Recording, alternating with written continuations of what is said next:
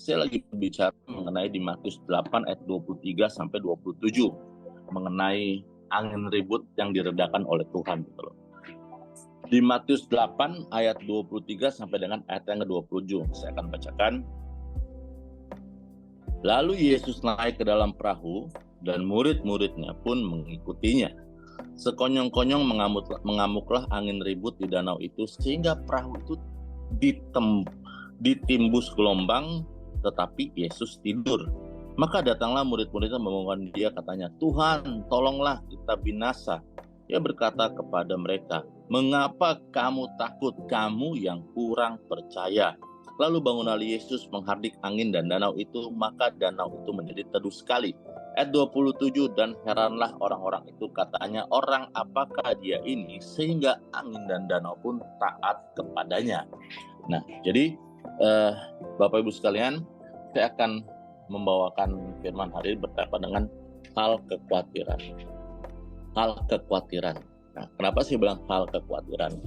Karena di sini kalau kita lihat di dalam perikopnya, kalau kita baca ke atas, sebenarnya yang mengalami kekhawatiran ternyata bukan cuman orang yang tidak kenal Tuhan, tetapi orang yang sudah kenal Tuhan Yesus pun dia mengalami hal yang khawatir gitu loh. Tanda kutip di hal ini dibilang kurang percaya. Nah, kenapa? Kita lihat ya, 12 lagi, Yesus naik ke dalam perahu dan murid-muridnya pun mengikutinya. Nah, di sini berbicara tentang murid-murid Yesus itu bukan orang yang sembarangan loh Bapak Ibu. Itu bukan cuman orang yang tahu Tuhan. Tapi dia tuh murid Tuhan Yesus yang sudah diberikan firman Tuhan, yang sudah lihat mujizat Tuhan, yang sudah ikut bersama-sama dengan Tuhan. Dia sudah Tuhan menyembuhkan, dia sudah lihat Tuhan itu mungkin memberikan mujizat kepada orang lain. Tuhan sudah jelas menunjukkan mujizat di depan murid-muridnya. Tapi di sini yang saya dapatkan adalah hal yang pertama yang saya lihat di sini adalah murid-murid ini kenapa kurang percaya, Bapak Ibu.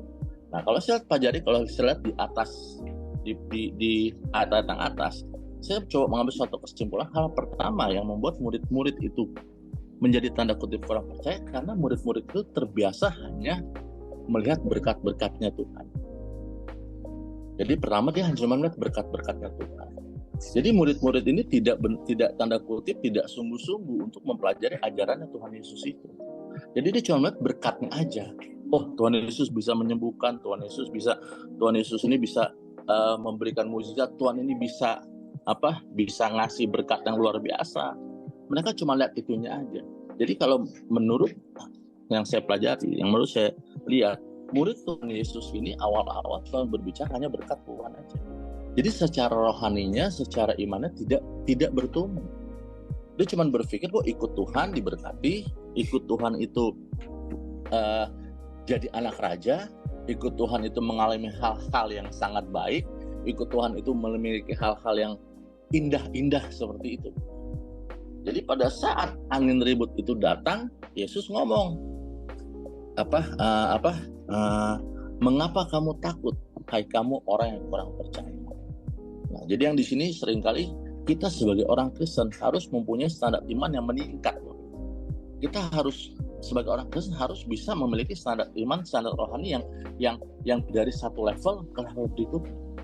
Mungkin awal kita ikut Tuhan karena diberkati. Mungkin awal kita ikut Tuhan mungkin karena kita menerima mujizat. Mungkin awal kita ikut Tuhan masalah-masalah kita tuh dibantu diselesaikan oleh Tuhan Yesus. Itu tidak salah. Itu sangat tidak salah, Bapak. Makanya ikut Tuhan itu kalau menurut saya tidak terpattern, tidak terpola oleh satu situasi kondisi. Misalkan saat ini mungkin dia ikut Tuhan gara-gara belum dapat jodoh, ada jodoh. Nah, dia bilang ke semua orang, oh ikut Tuhan pasti dapat jodoh lah. Kalau orang yang sudah dapat jodoh gimana? Masa ada jodohnya dua? Kan nggak mungkin. Nah, maka di sini kita lihat bahwa ikut Tuhan itu bukan berbicara satu pola saja, Bapak. Nah, tadi mungkin awalnya dia disembuhkan dari sakit penyakit, yang tidak ada jodoh, yang punya hutang terbebas daripada hutang. Nah, tetapi next step-nya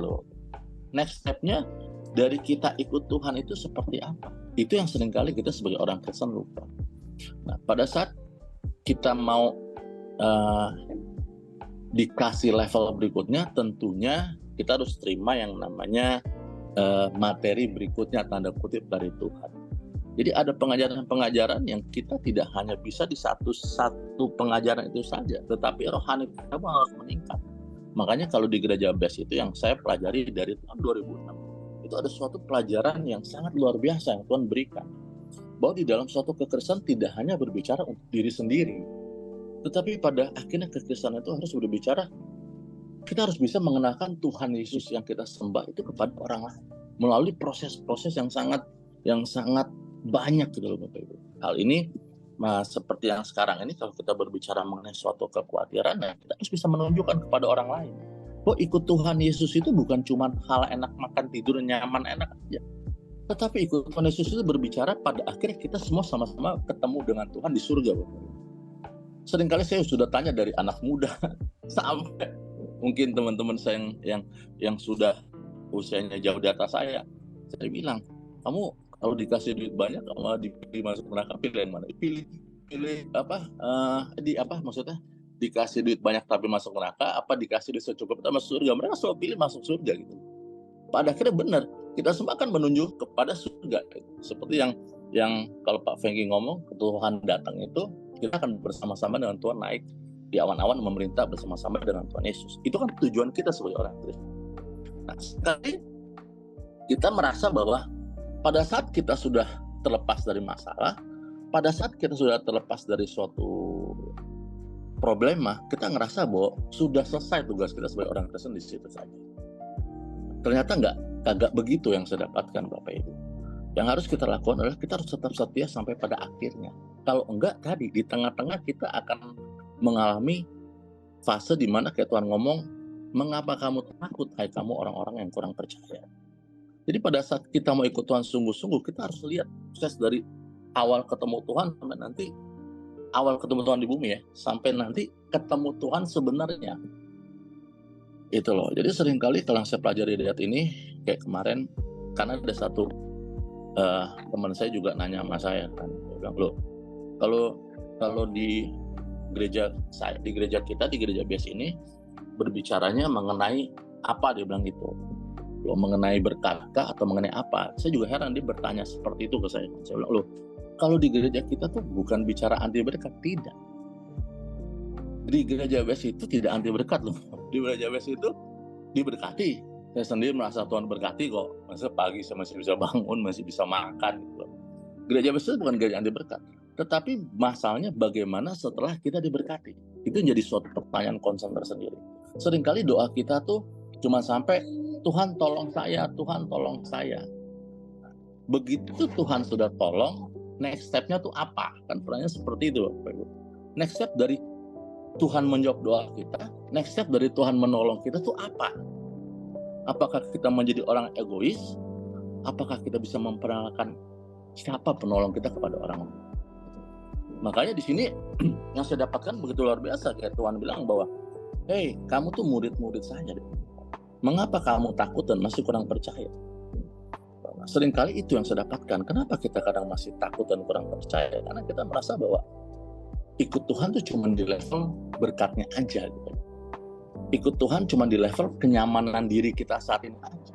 Bukan berbicara secara holistik, secara menyeluruh. Harusnya berbicara secara menyeluruh. Gitu loh. Kayak kemarin ada satu teman mama, kan teman mama dari Indo, dia tinggalnya di Belanda. Nah, ternyata kemana pada saat dia ke Indonesia, tinggalnya di Jalan Dempo. Kalau mungkin Bapak Ibu tahu Jalan Dempo di Jakarta Selatan lah. Nah, dia tinggal di sana gitu. Tapi terakhir kemarin sempat ngomong ini, Den, tante mau ketemu kamu, dia bilang gitu. Saya bilang, kenapa nih tante mau ketemu saya gitu loh kan? Ini suatu hal yang rare, umurnya 80. Saya bilang, kenapa nih tante tiba-tiba mau ketemu saya? Dia bilang, yaudah sudah, tante saya ketemu. Akhirnya saya ketemu sama dia. Ternyata dia juga bertanya tentang suatu firman Tuhan. Saya bilang, tante, saya nggak tahu loh, tante masalahnya ada apa. Saya bilang. Dia juga ikut di satu gereja, dia sebut sama saya. Tetapi justru tante, kerinduan orang Kristen itu harusnya bertemu dengan Tuhan Yesus. Bukan berarti malas-malasan. Dia ngomong, tante sudah tua nih, dia bilang gitu. Nah, dia bilang ini, tante kadang juga ada kekhawatiran. Ternyata setelah dia cerita panjang lebar, dia ada cancer. Oh, sekalian, dia ada cancer. udah stadium akhir, jadi sudah dipotong. Jadi mantunya dia tuh dokter di Jerman. Nah, dokter di Jerman itu mantunya cuma ngomong gini, ya sudahlah, si Mami disuruh senang-senang aja, bahasanya begitu. Jadi makanya disuruh ke Jerman, suruh kemarin, suruh jalan-jalan. Akhirnya ketemu dengan saya terakhir tuh, dia bilang, Den, nanti Tante Imnio mau pulang nih. Dia bilang, Tante mau pulang kemana? Oh, nggak mau pulang ke Belanda, katanya gitu kan. Oh iya, ya udah Tan, ngobrol-ngobrol, kayak berdoa. Di situ kayak Tuhan kasih tahu ke saya bahwa sebenarnya kita sebagai orang Kristen itu udah nggak boleh takut. Emang pasti ada keraguan, ada ketakutan, tapi kita nggak boleh takut, Bapak. Kenapa? Pada akhirnya pada saat Tuhan memanggil kita pulang, kita pun harus punya sungguh-sungguh punya faith yang ketemu dengan Tuhan. Nah, itu yang saya ngomong sama si tante itu terakhir. Saya nggak tahu loh, tante itu dia nggak cerita detail, tapi akhirnya saya tahu detail dari mama saya, karena kemarin pas ke Belanda dapat WA, dia bilang Tante Imnio sudah pulang ke rumah Tuhan di surga. Nah, di situ saya ingat bahwa ternyata Tuhan itu luar biasa. Setiap manusia sebelum nanti kembali kepada Tuhan, ya Tuhan tetap kasih penguatan. Saya juga heran karena saya nggak pernah ketemu dia loh. Saya nggak pernah tahu dia itu ketemu dulu si tante itu emang masih kondisi yang gemuk, masih seger lah. Kemana tuh kurus tapi cerah gitu makanya. Pas saya dengar seperti itu, waduh luar biasa tuh. Saat tante itu mungkin mengalami kekhawatiran, ternyata kayak Tuhan kasih saya ketemu dia gitu. Kayak Tuhan, saya ngeliat bahwa bukan saya berarti hebat Tuhan pakai, enggak. Saya ngerasa bahwa itulah kita sebagai orang Kristen, sampai titik terakhir pun Tuhan tuh masih memelihara kita luar biasa, masih terus dikuatkan. Buktinya saya datang ke sana gitu, yang saya dapatkan adalah buku luar biasa ini gitu loh. Nah, jadi mengenai hal kekhawatiran, mungkin hal kekhawatiran kita di masing-masing kita tuh berbeda, tetapi percaya aja bahwa selalu ada pertolongan Tuhan yang Tuhan berikan. Mungkin hari ini kita khawatir kita sakit, mungkin hari ini kita lagi merasa, saya merasa terkucilkan, saya merasa sedih, saya merasa sendiri, tapi percayalah gitu loh, Tuhan itu selalu ada bersama-sama dengan kita. Kalau kita lihat di dalam perikop tentang Yesus meredakan angin ribut ini, di atas dibilang Yesus tidur gitu loh, dikatakan di ayat 24, sekonyong-konyong mengamuklah angin ribut di danau itu sehingga perahu itu ditimbus bang, tetapi Yesus tidur. Seakan-akan dikatakan bahwa Yesus itu tidur. Nah, tetapi seringkali yang membuat Yesus tidur itu bukan Tuhan Yesus yang tertidur, tapi kita sendiri. Mungkin kita ngerasa bahwa kita lagi nggak ada masalah, kita ngerasa lagi nggak ada problema, kita ngerasa lagi senang-senang aja. Jadi kita nggak membangun hubungan bersama Yesus secara intens. Nah, saya ada 2-3 bulan yang lalu ada suatu masalah yang menurut saya cukup besar. Akhirnya tiap malam kita berdoa, Bapak. Tiap malam kita berdoa. Akhirnya ada satu malam kayak Tuhan kayak gini loh, Tuhan kayak ngajak saya bercanda joking gini. Loh, kan kamu giliran nggak ada masalah, kamu nggak panggil saya gitu. Tapi giliran ada masalah tiap malam kamu panggil saya gitu. Jadi di situ yang saya dapatkan adalah begini loh Bapak Ibu. Kita tuh tidak boleh mengurangi komunikasi kita dengan Tuhan, ada atau nggak ada masalah. Nah, preventif itu harus kita lakukan. Jadi jangan sampai nanti setiap kali ada masalah baru kita ingat Tuhan. Nah, kita ingatkan, kita sebagai orang Kristen nggak boleh lupa itu gitu loh. Ada nggak ada masalah, keadaan nyaman ataupun tidak nyaman, hubungan kita dengan Tuhan harus terus dibentuk. Makanya yang membuat Tuhan seakan-akan tidur tuh bukannya Tuhan tidur, tapi kita sendiri. Kita nggak mau ajak ngobrol dia, kita nggak mau ajak ngomong dia gitu. Kayak saya misalkan kalau lagi mungkin lagi ada masalah di Jakarta, saya ngomong mungkin ke Cilani kan gembala kita gitu sama Pak Tanto gitu loh. Paling saya diskusi sama mereka gitu loh. Tapi setiap hari ya kita membuat suatu hubungan yang baik. Kan di gereja ngobrol ketemu Ci apa kabar segala macam gitu. Tetap kita buat suatu hubungan yang baik. Makanya kayak Tuhan ingatkan saya loh, kamu ini sebagai orang Kristen harus membuat hubungan yang baik dengan Tuhan. Jangan sampai disalahkan Tuhan ya, kayak murid-murid kan salahin Tuhan kenapa tidur, padahal kan murid-murid kan sudah tahu kuasa Tuhan. Murid-murid sudah tahu bahwa murid itu bisa punya kuasa seperti Tuhan yang Tuhan lakukan. Kenapa murid itu malah tanda kutip merengek-rengek?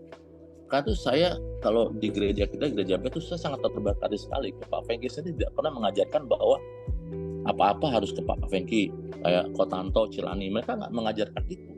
Tapi mereka mengajarkan membangun hubungan kita pribadi dengan Tuhan. Pada akhirnya itu yang akan membuat kita sebagai orang Kristen kuat, Bapak Ibu. Itu membuat kita sebagai orang Kristen itu tuh tahu bahwa Tuhan itu Tuhan yang sama yang memberkati Pak Fengki, Tuhan yang sama yang memberkati Kotanto, yang memberkati Cilani, itu Tuhan yang sama juga kan memberkati kita. Cuman masalahnya kita ikut gak di dalam peraturan dan ketentuan yang berlaku yang Tuhan beri. Misalkan kayak Kotanto misalnya berdoa sehari 3 kali, ya wajar lah kalau Tuhan menjawab doa dia. Kita sehari doa cuma 1 kali misalkan, kita nggak membangun hubungan yang baik. Ya saya mungkin kenal Patrick, tiba-tiba saya telepon, Pat pinjam duit dong Pat. Patrick cuma ngomong, lu gila lu, nggak ada angin nggak ada hujan, tiba-tiba nongol pinjam duit gitu. Patrick akan pasti tanya, yang bener kamu nah. Tapi kan beda halnya kalau tiba-tiba misalnya kita sudah membangun hubungan yang baik, udah lama kenal Patrick, ngobrol, tiba-tiba Pat sorry nih kita mau minjem duit lagi kesulitan. Mungkin Patrick kan bilang, oh gue tahu nih si Deden biasa kalau minjem duit pasti benar-benar sulit. Nah bisa aja dikasih. Maka seperti kita membangun hubungan kita dengan Tuhan. Makanya jangan pernah, tadi yang saya bilang di poin pertama, jangan pernah ikut Tuhan cuma karena berbicara berkat aja. Tapi ikut Tuhan harus berbicara mengenai Tuhan sudah berikan semua kepada kita. Jadi sebenarnya kalau menurut saya tidak alasan kita untuk meminta lagi sama Tuhan. Karena ibaratnya nyawanya sudah diberikan. Kalau misalkan Patrick udah berkorban nyawa buat saya misalkan, terus saya minta apa lagi deh Patrick? Nyawanya udah dikasih. Jadi saya udah gak bisa minta apa-apa lagi sama Patrick dong. Sudah kewajiban saya berterima kasih sama Patrick. Gitu. Jadi saya lihat yang konsep kekristenan pada akhir-akhir ini kayak masih mikir bahwa oh Tuhan harus masih Tuhan yang memberikan kepada kita. Ternyata tidak, Bapak Ibu yang saya pelajari bahwa Tuhan sudah beri semuanya gitu ke kita. Terus apalagi, kurang apa lagi? Nyawa udah dikasih gitu. Misalkan kalau kita udah ngasih nyawa kita buat orang, ya masa sih duit aja nggak dikasih gitu. Masa sih cuman kesembuhan aja nggak dikasih? Kayaknya kalau saya bilang boceng ini juga nggak mungkin lah gitu loh. Pasti akan dikasih gitu sama Tuhan. Jadi makanya seringkali kekristenan kita tuh stuck cuman di level bahwa oh iya, saya cuman ikut Tuhan karena berbicara berkat. Makanya di dalam perikop ini kayak murid-murid Tuhan Yesus dibilang orang yang kurang percaya loh. Saya baca tentang murid-murid Tuhan Yesus, orang Israel di sana, itu menurut saya itu bukan orang-orang yang bodoh loh. Itu orang-orang yang cukup pinter loh. Gitu loh. Kan ya namanya orang Israel lah, sebodoh-bodohnya mereka mungkin ya sepinter-pinter kita kali mungkin ya, saya nggak tahu. Tapi ditambah mereka dipilih oleh Tuhan gitu loh. Jadi mereka tuh bukan orang yang bodoh Bapak Ibu. Saya waktu ada kesempatan ke Israel, saya lihat, saya pelajari, dan mereka tuh orang-orang yang cukup smart gitu loh, yang cukup tahu kenapa mereka bisa ikut Tuhan Yesus gitu. Jadi yang tadi poin pertama berbicara mengenai kalau ikut Tuhan jangan hanya berbicara berkat aja, tapi kita harus bicara menyeluruh bahwa ikut Tuhan itu merupakan suatu pengabdian gitu loh. Tapi bukan Tuhan yang butuh kita, tapi kita yang butuh Tuhan. Tapi Tuhan sudah memberikan itu semua kepada kita. Jadi udah gak ada alasan. Pada akhirnya ya, kita harus mengembalikan itu semua kepada Tuhan. Lalu saya cuma baca 2 poin. Lalu poin yang kedua di dalam ikut Tuhan yang saya rasakan adalah kita harus selalu mau dikoreksi. Dikoreksi. Makanya pada ayat 26 dikatakan, ia berkata kepada mereka, mengapa kamu takut, kamu yang kurang percaya? Lalu bangunlah Yesus menghadik angin dan danau itu, maka danau itu menjadi teduh sekali. Jadi apabila kita misalkan lagi mau dikoreksi sama orang, walaupun mungkin kita ngerasa bahwa saya sudah Kristen dari kecil, dan saya sudah Kristen dari bayi, saya sudah kenal Yesus, betul. Tapi pernah nggak kita berpikir bahwa kehidupan kita itu bukan saat kita kecil, bukan saat kita dewasa, atau bukan saat kita sudah lanjut usia, tapi berbicara kehidupan kita, berbicara dari kita lahir sampai kita nanti bertemu dengan Tuhan, bisa nggak kita melakukan ajaran yang Tuhan ajar? Itu aja. Nah, masalahnya seringkali, yang saya lihat kayak di sini kan berbicara murid-murid itu saya bilang bukan berbicara orang-orang yang baru Kristen loh, tidak loh Bapak Ibu, tapi orang-orang yang sudah kenal. Seringkali kita sebagai orang Kristen, sebagai orang-orang yang tanda kutip kata cinta Tuhan, bukan Tuhan tidak menjawab doa kita, tetapi seringkali mungkin Tuhan menitipkan doa-doa kita di orang lain gitu. Seringkali mungkin ada jawaban yang tidak setuju dengan hati kita, sehingga kita tidak mau menerima jawaban-jawaban itu. Bukan berarti Tuhan tidak memberikan jawaban. Kalau saya berdoa ada 3 jawaban yang saya dapat dari Tuhan. Iya, tidak, dan tunggu. Gitu loh. Nah, seringkali jawaban tidaknya Tuhan ini bertentangan dengan jawabannya kita sebagai manusia yang saya lihat. Seringkali jawabannya Tuhan dianggap sebagai suatu penolakan Tuhan terhadap kita. Tetapi sebenarnya kalau kita yakin dan percaya, harusnya jawaban Tuhan itu harusnya merupakan jawaban yang terbaik yang buat kita. Harus seperti itu. Jadi jangan berpikir bahwa jawaban tidaknya Tuhan itu bukan jawaban dan merupakan tindakan jahatnya Tuhan. Tidak. Kita harus bisa berpikir bahwa jawaban tidaknya Tuhan pun itu merupakan suatu jawaban Tuhan dan merupakan suatu hal yang mutlak, merupakan suatu kebaikan buat kita sebagai manusia. Jadi seperti itu. Makanya poin kedua saya berbicara introspeksi. Di situ ya kayak Tuhan ingatkan saya, loh, kalau kamu mau ikut Tuhan sungguh-sungguh, jangan ngerasa bahwa kamu mentang-mentang sudah hamba Tuhan, kamu mentang-mentang mungkin udah bisa baca firman Tuhan, kamu dinasihatin sama orang kayak nggak mau, kayak kebal akan dosa gitu. Seringkali itu yang membuat kita sebagai orang Kristen tidak mempunyai pertumbuhan iman yang bagus, tidak mempunyai pertumbuhan yang sehat gitu. Karena seringkali pada saat dinasihatin orang kita nggak bisa terima loh. Mungkin kita benar, tapi kalau yang Pak Franky ajarkan, benar itu berbicara apa? Mengalah. Benar itu berbicara karakter Kristus. Kalau saya pikir emang kekristenan itu luar biasa gitu. Saya kesaksian sedikit, saya sebelum tahu Tuhan sungguh-sungguh, saya ada beberapa kepercayaan yang pernah saya pelajari. Ada beberapa yang saya pelajari. Dan tidak pernah saya temukan di kitab manapun tulisannya begini. Ditampar pipi kiri, kasih pipi kanan. Itu cuma ada di Alkitab. Saya tidak pernah nemuin itu di kitab yang lain. Itu suatu saya kan sebagai anak muda kan, dulu kan saya tipenya itu dulu gampang marah lah. Ya, lu tampar gue tampar balik lo. Saya berpikir seperti itu, sesederhana itu. Saya masih menganut perjanjian lama yang sangat kuat ya menurut perjanjian lama. Jadi di mata ganti mata, saya masih menganut itu kuat. Tapi begitu saya belajar ajaran Yesus, luar biasa ini ajaran saya. Kalau di kitab lain tulisannya cuma begini, kalau kamu nggak ganggu saya nggak ganggu kamu gitu loh. Ada saudara. Jadi biar alam ini menjadi balance, harus saling harus menyadari lah ini nggak boleh ganggu. Tetapi di Alkitab Bapak ditampar pipi kiri kasih pipi kanan loh. Tampar pipi kiri itu merupakan suatu aksi dan reaksi kita harus bagaimana tuh diajarin Alkitab gitu loh. Bukan hanya cuman lu nggak nyenggol gue nggak nyenggol lo, itu lumrah lah begitu. Tapi pas saya baca itu, gila ini ditampar pipi kiri kasih pipi kanan, hebat juga ya saya bilang.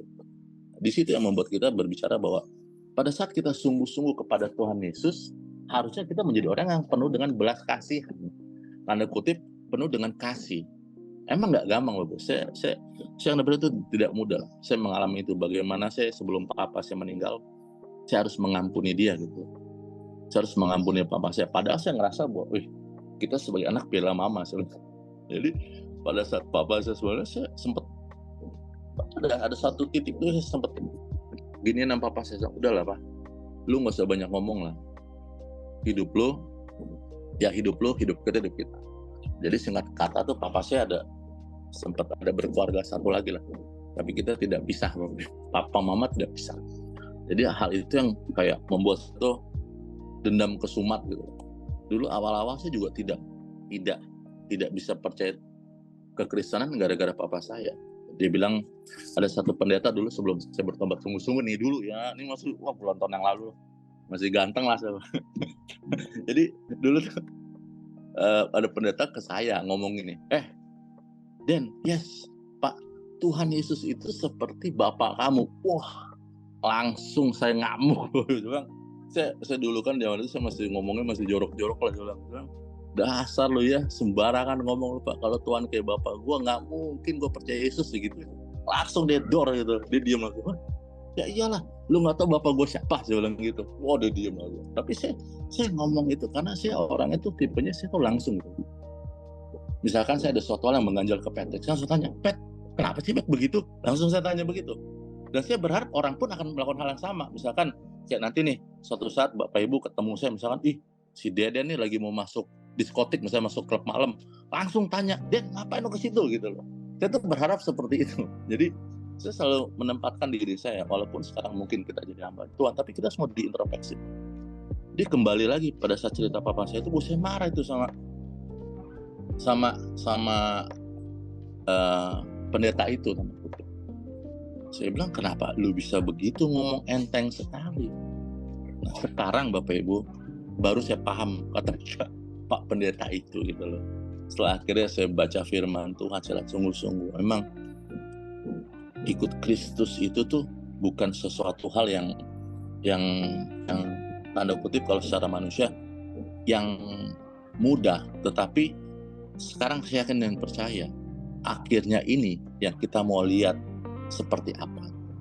Kita semua mau kepada kerajaan surga, ya harus ikutin apa yang Tuhan Yesus mau. Jadi terakhir itu saya akhirnya sudah bisa mengampuni, puji Tuhannya. Jadi emang saya berdoa sungguh-sungguh, saya berjuang sungguh-sungguh. Saya akhirnya lihat di dalam firman Tuhan itu, saya pelajari sungguh-sungguh. Saya dulu orangnya tidak bisa percaya gitu aja loh. Mungkin ya karena anak muda ya, tipe masih ngeyel. Jadi setiap kali ada orang apa saya tanya. Sampai semua orang tuh pada bohot, akhirnya masih pada bohot. Jadi kalau ngomongin agama dia nggak mau ketemu saya gitu, udah bohot lah pokoknya lah. Ini kalau ketemu manusia udah bohot lah gitu. Tapi akhirnya Tuhan lembutkan hati saya gitu, kayak Tuhan kasih tahu. Nah itu, jadi awal mula saya belajar firman Tuhan, kayak Tuhan kasih tahu, kamu harus mau diintrospeksi. Kamu nggak bisa cuman kebenaran kamu yang harus kamu terima, karena ada suatu kebenaran yang emang harus dijadikan pattern kepada manusia. Kayak saya ada kesempatan lagi saya ada melayani anak muda di Bandung. Dia bilang sama saya, loh kok agnostik itu kan suatu kebenaran, dia bilang gitu. Tuh saya diem juga kan. Oke, saya bilang, wah ini kayak saya masih dulu nih sama saya gitu. Betul, tetapi mau nggak mau ya, saya bilang ya menurut kamu itu. Tapi saya kasih tahu mereka, tetapi sebenarnya di dunia ini ada satu kebenaran yang harusnya manusia itu ikutin. Ada suatu pencipta dan ada suatu kebenaran yang kamu harus ikutin. Oh, dia mas. Jadi kalau semua masing-masing bilang saya benar itu benar ya silahkan, itu menurut kalian, saya bilang gitu. Tapi ada satu kebenaran yang mesti kalian ikutin. Akhirnya dia tanya, kebenaran apa? Ya kebenaran Yesus Kristus. Baru tuh kita ngomong lebih dalam lagi, kita diskusi, kita cerita. Tapi di situ kembali Bapak Ibu sekalian, kenapa saya bicara begini? Saya tuh kayak Tuhan ingatkan bahwa seumur hidup kita tuh harus mau dikoreksi. Tentunya pasti kita kan punya pemimpin rohani kita. Benar nggak yang dikoreksi itu jawabannya seperti ini? Benar nggak? Nah itu jadi suatu pertimbangan. Makanya saya senang sekali nih kayak kalau ada komsel seperti ini gitu loh, ada persekutuan. Kenapa? Membuat kita tuh semakin tahu firman-nya seperti apa. Jadi tidak disesatkan gitu. Kayak di BES itu kan banyak sekali, ada komsel, ada baktian, ada ini banyak sekali gitu. Jadi itu. Jadi 2 poin itu Bapak Ibu yang saya ingin bagikan, bahwa kalau kita berbicara soal kekhawatiran, yang pertama kita harus tahu bahwa hidup kita itu kalau ikut Tuhan Yesus jangan cuman puas dikata dapat berkat, disembuhkan atau dipulihkan, tetapi harus bisa menyeluruh, harus bisa sampai ketemu dengan Tuhan itu sendiri, dengan pribadi yang selama ini kita agung-agungkan, dengan pribadi yang selama ini kita tunggu, harus sampai ketemu dengan Dia. Dan kedua, harus mau diintrospeksi. Kenapa? Karena di dalam perjalanan kita hidup menunggu bertemu dengan Dia, pasti akan banyak cobaan dan godaan Bapak Ibu. Pasti akan banyak hal yang membuat mungkin kita marah, membuat kita kesel, membuat kita sedih. Tapi harus yakin dan percaya, apapun yang Tuhan Yesus, apapun yang terjadi di kehidupan sekarang, itu tidak boleh menggoyahkan iman kita saat kita ini menunggu ketemu dengan Tuhan nantinya. Jadi saya cuma bisa sharing 2 itu. Nanti kalau saya sharing panjang lagi, kesaksian lagi, bisa sampai 2 hari. Jadi sekian firman Tuhan pada kalau di sini pagi hari ini, kalau di sana malam hari. Tuhan Yesus memberkati.